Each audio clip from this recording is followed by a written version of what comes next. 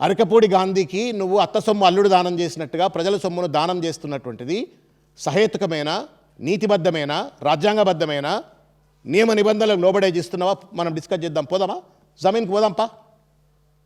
పోదాంపా జమీన్ మీదకి.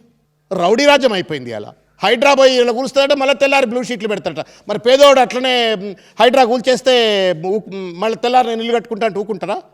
బిచ్చగాలు అయిపోయింది పేడచ్చు. హైడ్రా కూల్చినట్టుగా చాలామంది మధ్యతరగతి తర్వాత పేదవాళ్ళు ఈఎంఐలతోటి ఇండ్లు కొనుక్కున్న వాళ్ళు ఇండ్లు కూలిపోతే వాళ్ళు ఉరిపెట్టుకొని చచ్చిపోయే పరిస్థితి ఏర్పడ్డది. వాడికి మాత్రం న్యాయం జరగదు. అరకపూడి గాంధీకి మాత్రం న్యాయం జరుగుతుంది. ఎందుకంటే రేవంత్ రెడ్డి పల్లకి మోస్తుండి ఇవాళ, రేవంత్ రెడ్డి కమిషన్లు ఇస్తాడు ఇవాళ.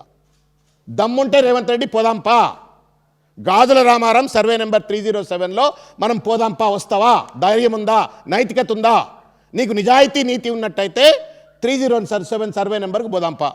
ఎవ్వరు అవసరం లేదు. నాకు పెద్ద భూముల మీద పెద్దది లేదు, కానీ మ్యాపులు పట్టుకొని పోదాం, గూగుల్ మ్యాపులు చూద్దాం, రికార్డులను చెక్ చేద్దాం. మా మాదారం కృష్ణారావు గారు వస్తారు, మీరు రండి, పోదాం, మాట్లాడదాం. సిగ్గు ఎగ్గు లేదు.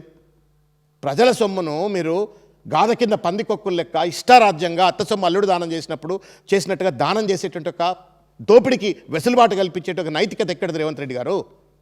మళ్ళీ మీరు పెద్ద లీడర్లు, మీ దేశాన్ని ఉద్ధరించే మహానాయకులు, సక్కదానం మీది. I'm so sorry to use this kind of language against you. ఏం చెప్పి అధికారంలోకి వచ్చినావు?